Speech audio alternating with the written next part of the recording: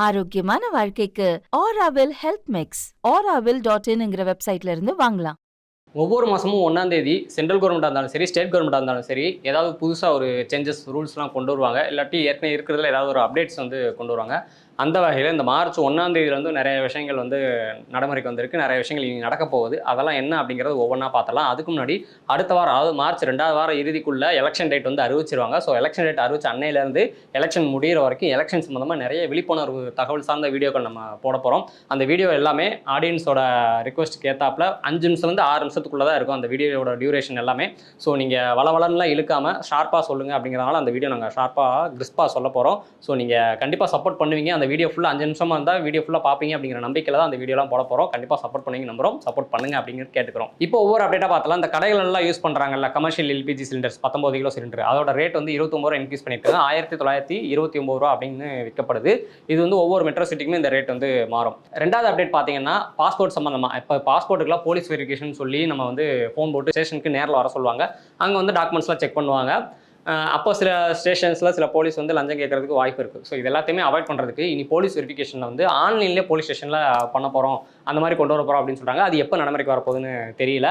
இந்த மார்ச் மாதம் தான் நியூஸ் வந்துச்சு. அதே மாதிரி ஏர்போர்ட்டில் வந்து பாஸ்போர்ட் வெரிஃபிகேஷன் பண்ணுவாங்களா, அது வந்து பாஸ்போர்ட், அதாவது ஆன்லைனில் வெரிஃபிகேஷன் பண்ணுற மாதிரியும் கொண்டு வரப்பாங்க. இதன் மூலமாக ஏர்போர்ட்டில் க்யூவில் நிற்கிறது, வந்து லைனில் நிற்கிறதுங்கிறது அவாய்ட் பண்ணலாம் அப்படிங்கிற மாதிரி சொல்கிறாங்க. மூணாவது முக்கியமான அப்டேட் என்னன்னு பார்த்தீங்கன்னா, இந்த மார்ச் 1லேருந்து அன்ரிசர்வ் ட்ரெயின் டிக்கெட் புக் பண்ணக்கூடிய வந்து யூடிஎஸ் அப்ளிகேஷன் வந்து கேன்சல் பண்ணிட்டாங்க. அதாவது அந்த அப்ளிகேஷனுக்கு பதிலாக ரயில் ஒன் அப்படிங்கிற புது அப்ளிகேஷன் ஏற்கனவே கொண்டு வந்தாங்களா, அந்த அப்ளிகேஷன் நீங்கள் யூஸ் பண்ணணும். ஏற்கனவே யூடிஎஸ் அப்ளிகேஷனில் வந்து அதோட வேலெட்டில் வந்து நீங்கள் அமௌண்ட் வச்சிருந்தீங்கன்னா ஆட்டோமேட்டிக்காக அந்த ரயில் ஒன் அப்ளிகேஷன் நீங்கள் இன்ஸ்டால் பண்ணி டவுன்லோட் பண்ணி இன்ஸ்டால் பண்ணிங்கன்னா ஆட்டோமேட்டிக்காக அந்த அமௌண்ட் வந்து அதில் வந்துடும். ஃபோன் நம்பர் வச்சு அதில் வந்துடும். அந்த ரயில் ஒன் அப்ளிகேஷனில் நீங்கள் ரிசர்வ் டிக்கெட்டாக இருந்தாலும் சரி, அன்ரிசர்வ் டிக்கெட்டாக இருந்தாலும் சரி, சீசன் டிக்கெட்டாக இருந்தாலும் சரி, எதனால அதிலேயே நீங்கள் புக் பண்ணிக்கலாம். அப்படி நீங்கள் ரயில் ஒன் அப்ளிகேஷன் மூலமாக அன்ரிசர்வ் டிக்கெட் புக் பண்ணீங்க அப்படின்னா ஒவ்வொரு டிக்கெட்டுக்கும் டிக்கெட் ரேட்டில் வந்து 3% வந்து கேஷ்பேக் ஆஃபர் கொடுப்பாங்க. அப்படி தான் இப்போ ரீசெண்டாக நான் வந்து செக் பண்ணி பார்த்தேன். 3% கேஷ்பேக் ஆஃபரும் எனக்கும் கிடச்சிது.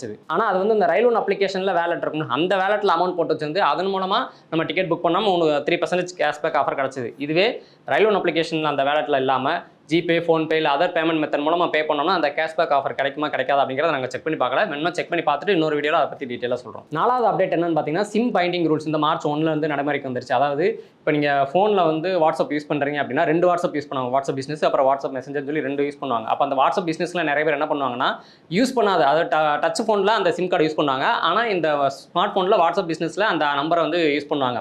அப்போ அந்த சிம் பைண்டிங் ரூல்ஸ் படி நீங்கள் வந்து வாட்ஸ்அப் யூஸ் பண்ணுறீங்கன்னா அந்த ஃபோன் நம்பரை நீங்கள் வாட்ஸ்அப் யூஸ் பண்ணுற அந்த டிவைஸில் தான் வச்சிருக்கீங்களா அப்படிங்கிறது வெரிஃபிகேஷன் வந்து கேட்குமா. அதே மாதிரி சிஸ்டமில் டெஸ்க்டாப்பில் வாட்ஸ்அப் யூஸ் பண்ணுவாங்களா, வாட்ஸ்அப் வெப் அப்ளிகேஷன் மூலமாக கியூஆர் கோட் ஸ்கேன் பண்ணி, அப்படி வாட்ஸ்அப் வெப் யூஸ் பண்ணுறவங்க வந்து ஒவ்வொரு 6 மணி நேரத்துக்கு ஒரு தடவை வந்து லாகின் பண்ணணும் அப்படின்னு சொல்லி ஒரு நடைமுறை வந்து சொன்னாங்க. இது வந்து நடைமுறைக்கு வந்துருச்சா அப்படிங்கிறது நாங்கள் யூஸ் பண்ணிக்கிட்டு தான் இருக்கோம், டெய்லி ரொட்டீனில் யூஸ் பண்ணிட்டு தான் இருக்கோம். பட் அந்த மாதிரி எங்களுக்கு எந்த இதுவும் காட்டல. பட் நடைமுறைக்கு வந்துருச்சு அப்படின்னு தான் சொல்கிறாங்க. அடுத்த முக்கியமான அப்டேட் என்னன்னு பார்த்தீங்கன்னா, நாங்கள் ஏற்கனவே சொன்ன மாதிரி மார்ச் 2வது வார இறுதிக்குள்ளே எலெக்ஷன் டேட் வந்து அறிவிச்சிருவாங்க. எலெக்ஷன் டேட் அறிவிச்சதுலேருந்து எலெக்ஷன் முடிகிற வரைக்கும் நிறையா விழிப்புணர்வு வீடியோக்கள் போட போகிறோம். ஸோ எலெக்ஷன் டேட் அறிவிச்ச அன்னைக்கு ஒரு வீடியோ கண்டிப்பாக நாங்கள் பண்ணுவோம். எலெக்ஷன் ரூல்ஸ் வந்து அமலுக்கு வந்துடும். அப்போ அதெல்லாம் என்னென்ன அப்படிங்கிறத பற்றி நாங்கள் வந்து டீட்டெயிலாக ஒரு வீடியோ போடுறோம். ஸோ தயவுசெய்து 5 நிமிஷம் 6 நிமிஷத்துக்குள்ள தான் அந்த வீடியோ இருக்கும். நீங்கள் வீடியோ முழுசாக பார்த்து சப்போர்ட் பண்ணணும் அப்படின்னு சொல்லி கேட்டுக்கிறோம்.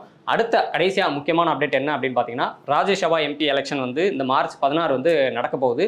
நமக்கு தெரியும் பார்லிமெண்ட்டில் வந்து மக்களவை, மாநிலங்களவை, லோக்சபா, ராஜ்யசபான்னு 2 இருக்குது.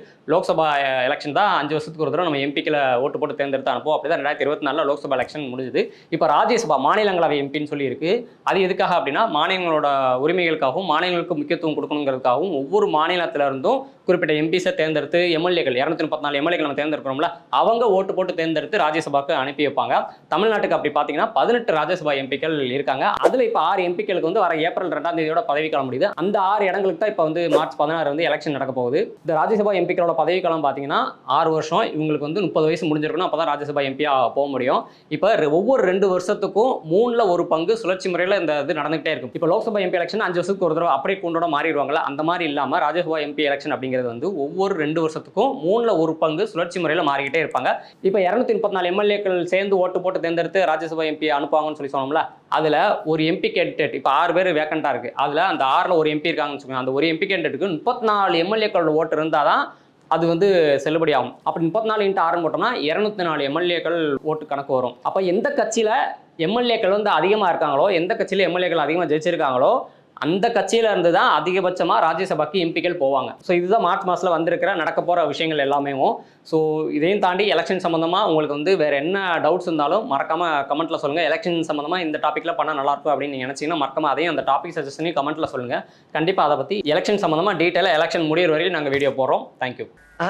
காலையில என்ன விளையாட்டு காட்டுறாங்க, எப்படி எல்லாம் சோதிக்கிறாங்க, பொழுது விடிய விட மாட்டேங்கிறாங்களே ஐயா.